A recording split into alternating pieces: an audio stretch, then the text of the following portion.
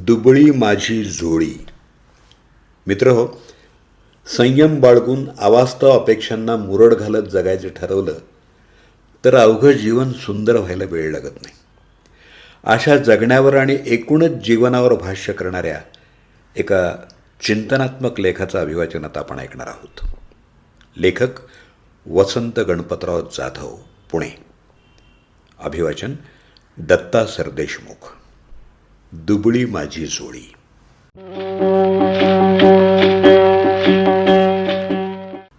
मित्रहो, मराठी चित्रपटसृष्टीत मानाचं पान म्हणून रसिक प्रेक्षकांच्या मनपटलावर आजही अधिराज्य गाजवणाऱ्या आणि सार्वकालिक पसंतीची मोहर उमटवून नावारूपाला आलेल्या चित्रपटांच्या यादीकडे नजर टाकली तर काही निवडक चित्रपटांपैकी 1961 प्रदर्शित झालेल्या प्रपंच या चित्रपटानं आपलं लक्ष वेधून न घेतलं तरच नवल. या चित्रपटाच्या कथानकानं आणि खास करून त्यातल्या एकाहून एक सरस गाण्यांनी आजही या चित्रपटाची लोकप्रियता टिकवून ठेवण्यात मोलाची भर टाकलेली आहे. मधुकर पाठक यांनी दिग्दर्शित केलेल्या या चित्रपटाची पटकथा ग दि माडगुळकरांनी लिहिलेली आहे. चित्रपटासाठी गीत लेखनही माडगुळकरांनीच केलेलं आहे. प्रपंच चित्रपटातल्या गीतांचे गीतकारही माडगुळकरच आहेत. गायक आणि संगीतकार आहेत बाबूजी अर्थात सुधीर फडके. त्या वर्षी या चित्रपटाला तृतीय क्रमांकाचा राष्ट्रीय फिल्म पुरस्कार देऊन गौरवण्यात आलं होतं. सुलोचना, श्रीकांत मोघे, सीमा देव, कुसुम देशपांडे यासारख्या दमदार आणि श्रेष्ठतम कलाकारांनी आपल्या कसदार अभिनयानं या चित्रपटाला लोकप्रियतेच्या सर्वच आघाड्यांवर संस्मरणीय यश मिळवून देण्यात आपलं अभिनय कौशल्य पणाला लावलेलं आहे. हा चित्रपट म्हणूनच मानाचं पान ठरलेलं आहे. रसिकहो, हा एक कौटुंबिक चित्रपट आहे. ही कुटुंब व्यवस्था कालातीत आहे. जगण्याची उद्दिष्ट काळ बदलला म्हणून बदलत नाहीत. अन्न, वस्त्र, निवारा या आपल्या मूलभूत गरजा आजही कायम आहेत. या गरजा पूर्ण व्हाव्यात म्हणून आजही संघर्ष करावाच लागतोय. काळ बदलला म्हणून संघर्ष थांबलेला नाही. जगण्याची शैली जरूर बदलली असेल, पण बदललेली शैली स्वीकारण्यासाठी संघर्षाचं स्वरूपही बदललं आहे आणि ते अधिक तीव्र झालेलं आहे. वाढत्या अपेक्षांमुळं गरजांचे गुणाकार झाले आहेत. पुरेसं आणि पर्याप्त ठरवता येईनसं झालं आहे.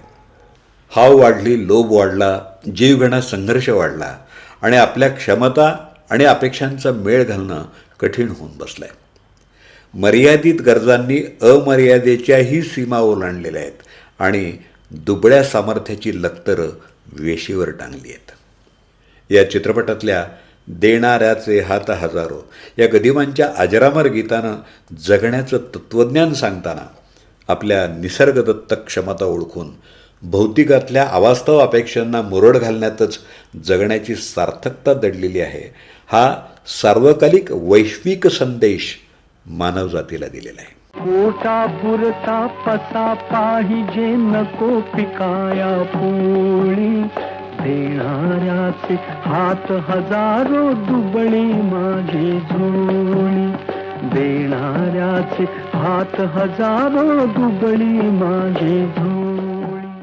अन्न, वस्त्र आणि निवारा या मूलभूत गरजा भागवण्यासाठीच प्रपंच करायचा का हा जन्म, हे जगणं सार्थकी लागावं म्हणून जगण्याचे वेगळे संदर्भ शोधून आनंदयात्री व्हायचं, हे ठरवणं क्रमप्राप्त असल्याचं प्रतिपादन त्यांनी केलं आहे.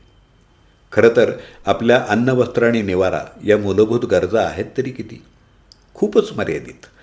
गरिबांनी या गरजांबद्दल चिंतनात्मक भाष्य केलेलं आहे. आपली अन्नविषयक गरज अधोरेखित करताना ते म्हणतात, आपण भुकेबद्दलच्या आपल्या अपेक्षांना आवर घालू शकत नाही. त्यामुळं जे मिळालं ते कधीच पर्याप्त वाटत नाही. न मिळाल्याचं शल्य अस्वस्थ करणारं आणि दुःखाला आमंत्रण देणारं असतं. दुःख विकत घेणं यालाच म्हणतात. टिचभर पोटाची खळगी भरण्यासाठी लागतं किती सर? पसाभर पुरेचं होतं. पसा म्हणजे अर्धी ओंजळ. अर्ध्या ओंजळीत मावेल एवढं अन्न हीच शरीराची वास्तविक गरज आहे. भाकरीपासून सुरू झालेला हा भुकेचा प्रवास काळाच्या ओघात पोळीपर्यंत येऊन पोचला आणि पोळी मिळवण्यासाठी करावा लागणारा संघर्षही अनायसेच वाढला. मित्र, पोळी हा प्रतिकात्मक शब्द गदिमांनी अत्यंत कल्पकतेनं वापरला आहे. संयम बाळगून मिळणाऱ्या भाकरीपेक्षा संघर्ष करून पोळी मिळवण्याच्या मोहापायी माणूस आततायी झाला. पोळी म्हणजे मोह, लोभ, अतिरिक्त खाण्याची हाव. ही हाव बाळगली तर अति तिथं माती किंवा अति सर्वत्र वर्ज्य येत. या न्यायानं कोणत्याही गोष्टीचा अतिरेक हेच दुःखाचं मूळ असतं, ही बाब इथंही दुर्लक्षून चालणार नाही. ताटात पोळी मिळवण्याचा आणि ती संपवण्याचा मोह बाळगताना अन्नाशयाची अन्नपदार्थ सामावून घेण्याची मर्यादा पुष्कळदा आपण लक्षातच घेत नाही. आपलं अन्नाशय ही सुद्धा एक झोळीच आहे. ती क्षतिग्रस्त होण्याचा धोका नजरेआड करून कसं चालेल? देणाऱ्यानं किंवा वाढणाऱ्यानं कितीही द्यायचं वाढायचं ठरवलं तरी आपली अन्नाशयाची झोळी ते सगळं सामावून घ्यायला नक्कीच दुबळी आहे, हेही लक्षात घ्यायला हवं. गदिमा म्हणतात, पोटापुरता पसा पाहिजे नको पिकाया पोळी, देणाऱ्याचे हात हजारो दुबळी माझी झोळी. गदिमांना कोणताही अतिरेक नामंजूर असल्याचं आपल्या निदर्शनाला येतं. परमेश्वराला विनवणी करताना ते म्हणतात, हे परमेश्वरा, आमच्या पोटापाण्याचा प्रश्न सुटावा म्हणून या काळ्या आईनं पुरेसा दाणागोटा दिला पाहिजे. चोच तर तू दिली आहेसच, साहजिकच आहे, चाराही तूच देणार. मात्र त्यासाठी वेळेवर पुरेसा पाऊस पडू दे. पाऊस वेळेवर पडला पाहिजे आणि तो पुरेसाही असला पाहिजे. अवेळे पडलेला अतिरिक्त पाऊस पिकांसाठी हानिकारकच असतो. वेळेवर पडलेला हलका पाऊस अवेळी पडलेल्या मुसळधार पावसापेक्षा अधिक लाभदायक असतो. एक उर्दू शायर म्हणतो, वक्त का कतरा सही बेवक्त की बारिश क्या काम की. पुरेसा पाऊस पडला म्हणजे पोटापाण्याचा प्रश्न नक्कीच निकाली निघणार. आमच्या गरजेपुरतंच आम्हाला मिळावं.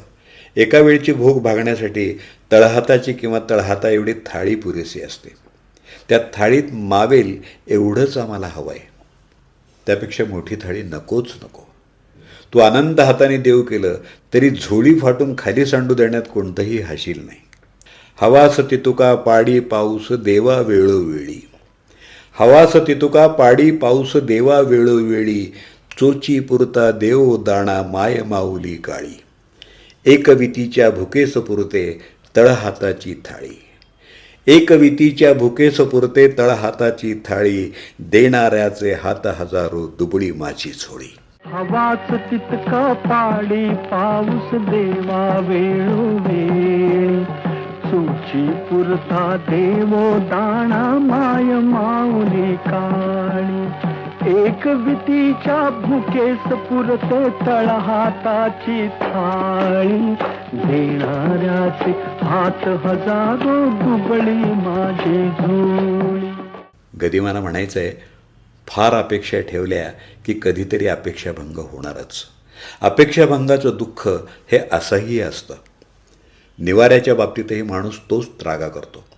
निवाराच पाहिजे असेल तर झोपडीसुद्धा आपली गरज भागवू शकते. त्याच्यासाठी महालमाड्या हव्यात कशाला? साधनांच्या गर्दीत हरवलेला माणूस राहत नाही. तो सगळे आनंद गमावतो आणि दुःखाला जवळ करतो. सुखसोयींच्या साधनांची अनावश्यक रेलचेल ही माणसाला आनंद कमी आणि दुःख मात्र अधिक देते.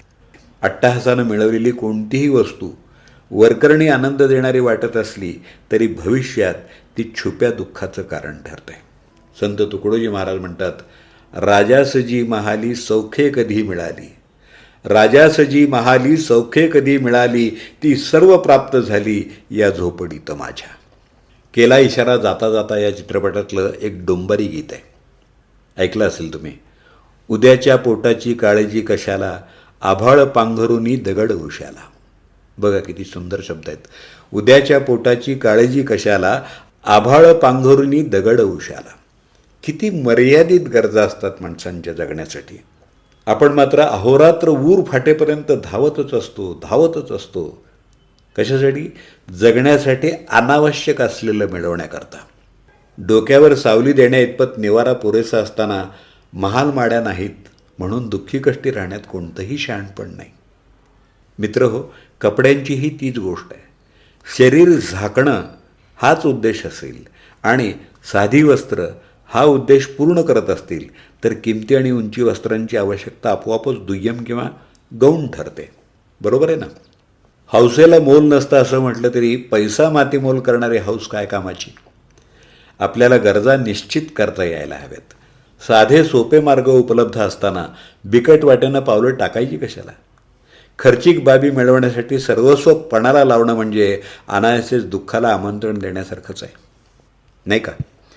वेगळ्या शब्दात सांगायचं म्हटलं तर सोस हा सांभाळायचा किती आणि सोसायचा किती हे माणसाला ठरवता आलं पाहिजे. माणसानं कमाल सुख मिळवण्याच्या मोहापायी दुःखाला आमंत्रण देत किमान सुखाला पारखं होऊ नये. गदिमा आणखी एक मागणं मागतात. काय ते?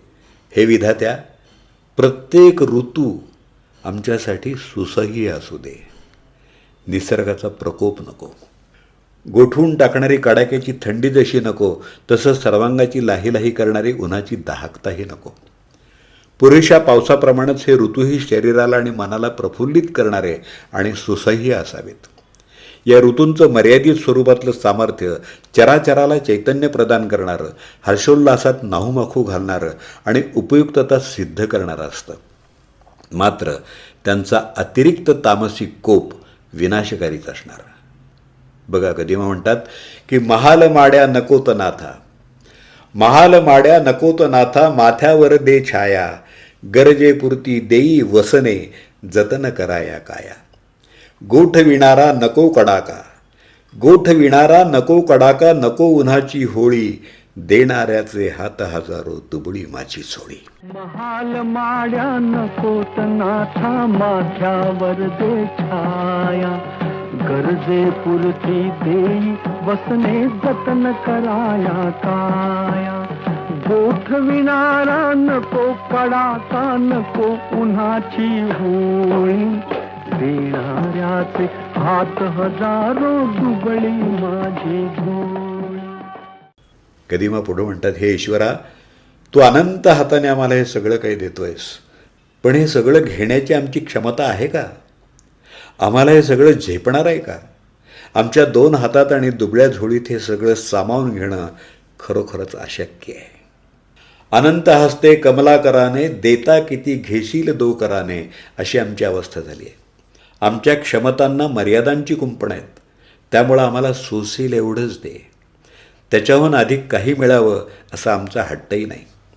आम्हाला सुखही उपभोगता येईल एवढंच दे आणि दुःखही पचवता येईल एवढंच दे. सुखाचा अतिरिक्त भार नको आणि दुःखाचंही असह्य ओझं नको. आम्ही राजासारखं जगावं की रंकासारखं हेही तूच ठरव. तूच देणार आहेस आणि घेणाराही तूच आहेस. राजाचा रंक करणं आणि रंकाचा राजा करणं ही तुझीच वास्तवातली लीला आहे. जगण्यातलं समाधान मात्र असं दे की अवघ्या जगण्याचं सार्थक व्हावं. अपूर्णतेचं शल्य मनात राहणार नाही किंवा काही करायचं राहून गेलंय अशा अपराधीपणाच्या भावनेनं पश्चात्ताप करण्याची वेळही आमच्यावर येऊ देऊ नकोस. आमच्या अपेक्षा अवास्तव असल्या तरी त्यांना असलेल्या मर्यादांची कुंपणं आम्हाला ठाऊक आहेत. आमच्या सीमित क्षमतांची आम्हाला सर्वंकष जाणीव आहे. आमची दुबळी झोळी अतिरिक्त मिळणारं भलंबुरं सामावून घ्यायला सक्षम नाही. त्यामुळं हे परमेश्वरा, आमच्या योग्यते एवढंच आम्हाला दे. याहून अधिक आमचा हट्ट नाही. सोसे तितुके देई याहून, हट्ट नसेगा माझा. सोसे तितुके देई याहून, हट्ट नसेगा माझा. सौख्य देई वा दुःख ईश्वरा, रंक करी वा राजा. अपुरेपणही न लगे, न लगे पस्तावाची पाळी. देणाऱ्याचे हात हजारो, दुबळी माझी सोळी. सोसे तितके देई याहून, हट्ट नसेगा माझा, हट्ट नसेगा माझा, हट्ट नसेगा माझा. सौख्य देई वा दुःख ईश्वरा, रंक करी वा राजा, रंक करी वा राजा, रंक करी वा राजा, रंक करी वा राजा. अपुरेपणही न लगे, न लगे पस्तावाची पाळी. देणाऱ्याचे हात हजारो, दुबळी माझी जोडी. मित्रहो, अवास्तव अपेक्षांना दूर सारलं की जगणं सुसह्य आणि सुंदर होतं हे आपल्याला नक्कीच पटलं असणार. दुबळी माझी जोळी या चिंतनात्मक लेखाचे लेखक वसंत गणपतराव जाधव, पुणे. त्यांचा मोबाईल नंबर 9881490170.